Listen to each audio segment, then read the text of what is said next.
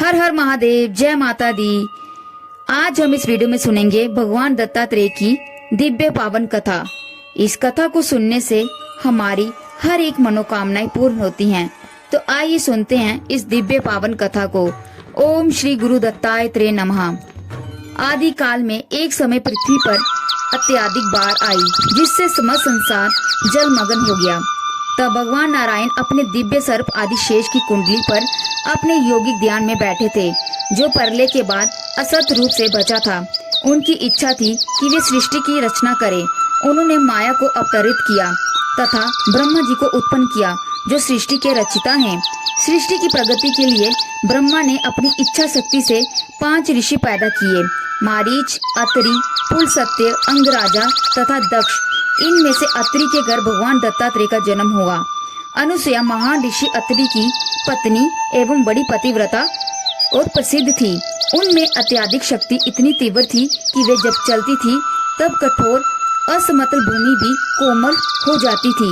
तीव्र सूर्य ददकती अग्नि से भी उन्हें ठंडक पहुंचाती थी।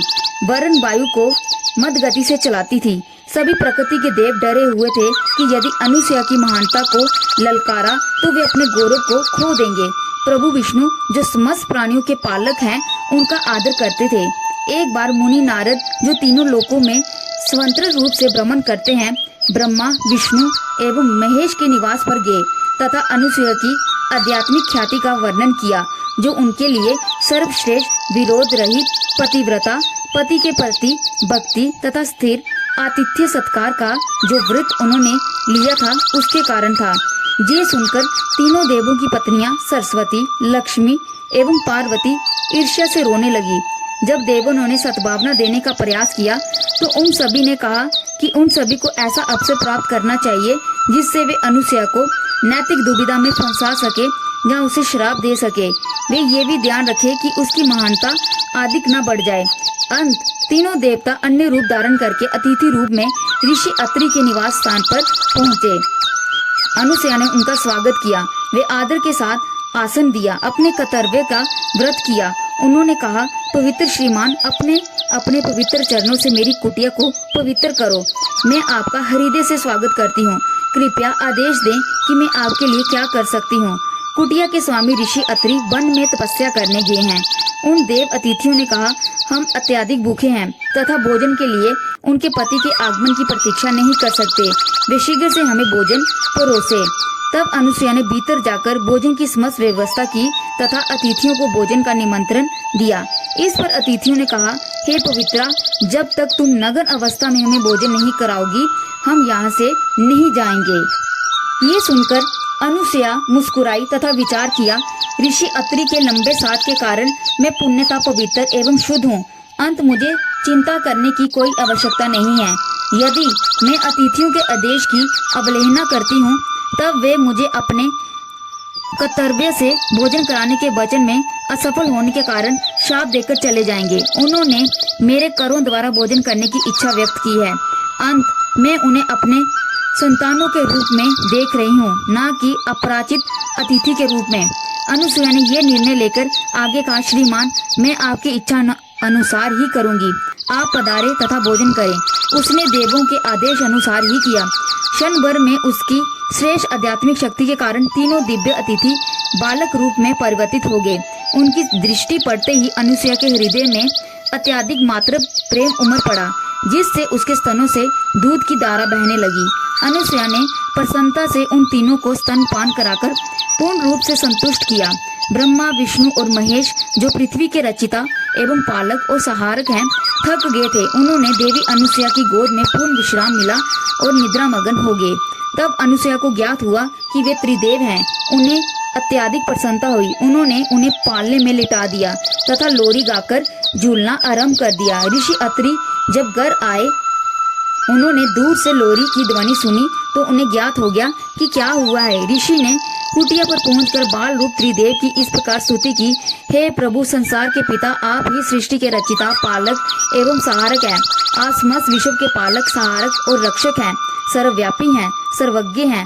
आप सभी प्राणियों की आत्मा हैं। ये सत्य है कि आप प्रभु विष्णु हैं। आप अपनी दिव्य लीलाओं के त्रिमूर्ति रूप धारण किए हैं। ये ब्रह्मांड आपकी नाभि से उत्पन्न हुआ एक अंग है, परंतु वे आपसे अलग नहीं है। जब हम इसे अपने भ्रमित ज्ञान से समझते हैं तब ये भिन्न होता है।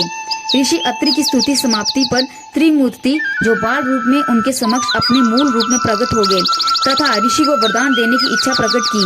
तब अत्रि ने अर्थपूर्ण दृष्टि से पत्नी को देखा तो कहा, प्रिय, इन तीनों के पास कोई विचार से भी नहीं पहुंच सकता।